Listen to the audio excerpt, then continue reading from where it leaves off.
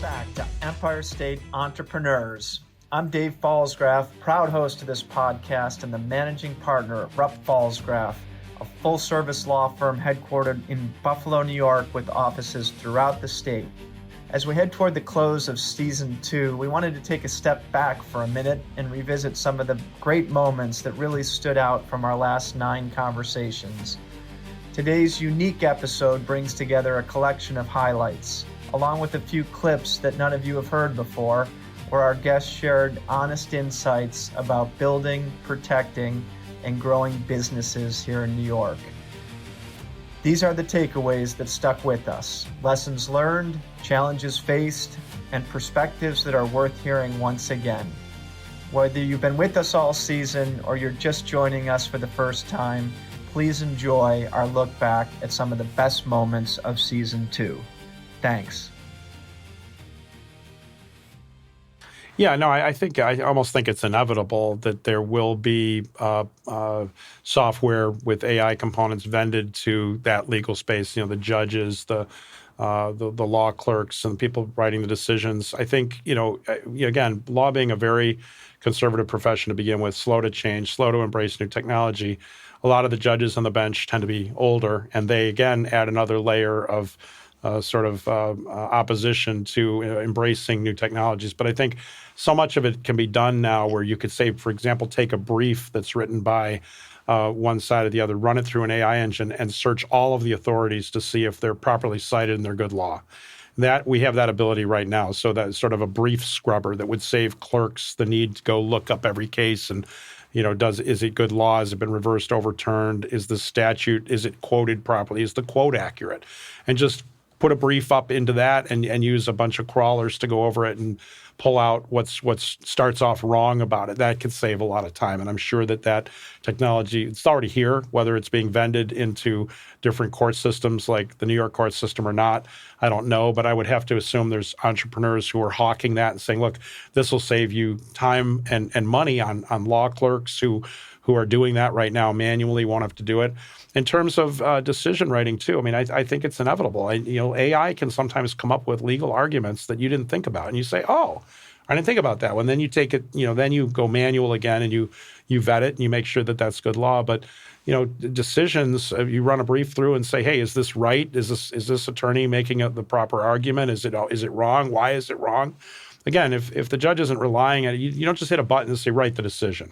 And that's something that people get confused about AI all the time. You don't just sit it down and say, write me a 50-page appellate brief. Oh, I don't like the output.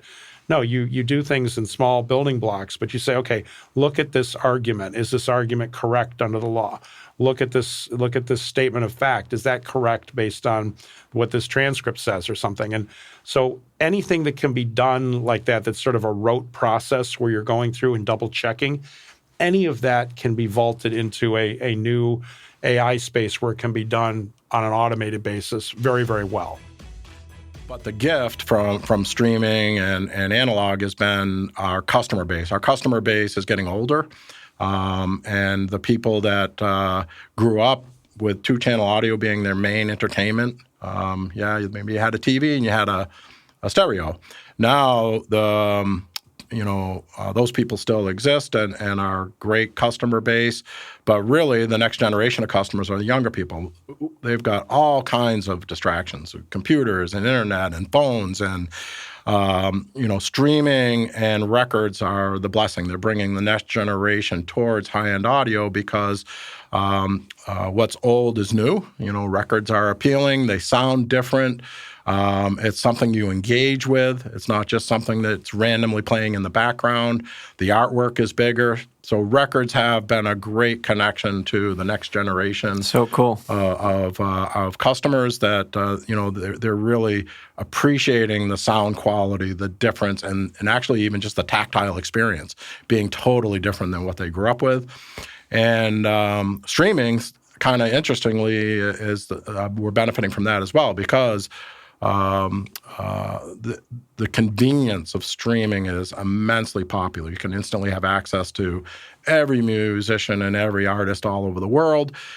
coming down through the internet. So we've got clients that we've had for decades that are embracing streaming, but younger people are embracing streaming.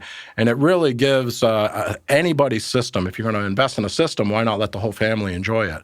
Beautiful thing about streaming is anybody can walk through the door and you can just hand them an iPad and say, look up your favorite artist, and they can listen to it. They don't have to love what you love. Decades ago, you'd walk into someone's house, they had a system to listen to. If they didn't like your record collection, may not be an eventful evening. Right. That's the beautiful thing about streaming is anybody that walks through your door for a house party, for an event, or your children's or cousins or nephews or nieces, or even children, when they walk through the door, you can hand them an iPad and they can get to what they enjoy and experience it on a great system. Filmmaking is very much like starting a business. I'm getting a crew together. I'm pumping dollars and I'm employing people. I am bringing us together. I'm building something that's greater than myself. It's a thriving, self-sustaining film community here in Buffalo that involves bringing big productions here, but also involves having indigenous projects here and to cultivate and have a working model that goes against the winter in Buffalo. You still got to sell Buffalo. You still got to do all these other things that are part of, because we're competing with Florida and other markets. It's, you've got to be aware of that. And I think that just takes time and it takes age of realizing what other forces are at play. So you're not just wondering, well, why is this happening to me? Or why is the world like this? Or whether it's, just start to recognize, how you're moving. And I think if you come at it from a place of joy and wanting to inspire and wanting to elevate people, you're going to gain that knowledge. We actually still have the same creative brief that Joe Crowley and John Webb rolled out almost 40 years ago now. And we still use it because the brief is our guiding light for everything that we do. And so it has to be sound in order for us to do something that's going to be effective and move the needle and hopefully produce the award-winning work that we've grown accustomed to. a lot of our Silicon Valley clients raise money and hire people. They hire Americans. Makes sense. I can think of Lev's company. He grew it to, a couple hundred before it was acquired by Cisco. And then that division, which he ran for a number of years, went to like 2,500 employees, right? Amazing. All because of his chip that he created, right? Another company that was in the solar technology space, right? Rita and I actually met these two founders at a cafe across from Stanford campus before they even formed the company. And we worked with them, and we still do, and they grew their firm to 650 people. And the technology that they developed was used in a lot of residential solar installations through satellite imaging that allows them to position it better, right? There's pretty cool. There's Renee's company, Alice Technologies, which was and still is fairly unique in the construction management business. He created, back then it was called machine learning, now it's AI, that allows for contractors to basically become much more efficient in the production of a building, right? Using AI to balance time delays, supplies, logistics, all on one platform. Our obligation, to your question, is to make sure that every community has access. We do arts and education programs all the time. I've watched these kids. They come into the space. They're reticent. They're insular. They're stuck on their smartphones. Within 2 days, they're on stage. No more smartphones. It's not that they told them they couldn't have them. They just don't need them anymore. They're on the stage. They're being instructed as to how to carry yourself on stage. The power of articulation, of diction, of being part of a cast, being part of a production. Those kids, it's a 2-week program that we do every year. We do about 4 or 5 of them throughout the summer because the demand is so high. Dave, I'm telling you, those kids are transformed forever. So I wrote this phrase down in prep for this, but I wrote, passion does not equate to a profession. And I'll talk briefly about what that is, but there's a passion fallacy where it's like, go, you love whatever it is as an example, something maybe super niche and you're super passionate about it. So based on all these, even Steve Jobs, the late great Steve Jobs, 2004 Stanford speech,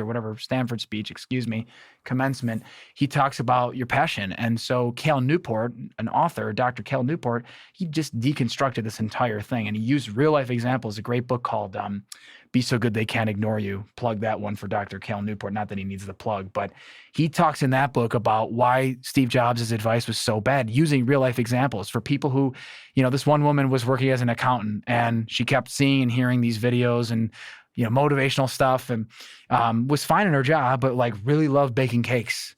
So didn't build a business plan, didn't have an LLC, didn't have a business banking, none of this stuff. Said, you know what, I'm done. I'm putting my 2 weeks in. This is a real story. He said, I'm putting my 2 weeks in.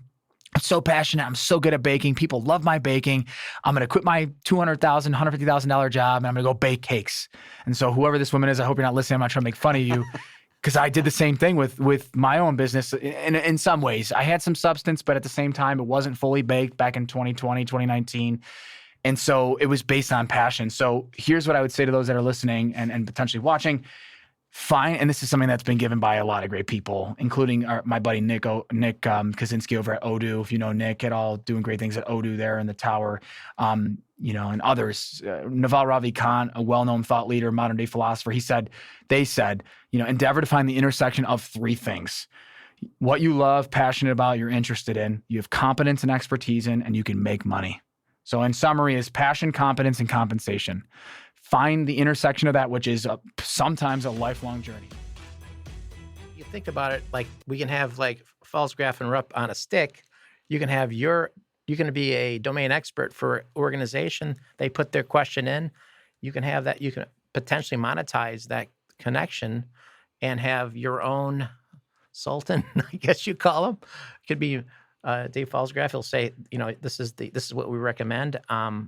That's potentially up and coming as we see how fast everything's moving from any domain. Yeah, I think the larger macro environment allows us to attract companies that we normally wouldn't have because they're not able to raise money other places. That's exciting. Yeah, so we'll see. That is still trending true as of now. Well, a lot of great things to look forward to. I know it's a busy time for you, so I appreciate you carving out some of that valuable time to be with me here today. Thanks again. Thank you.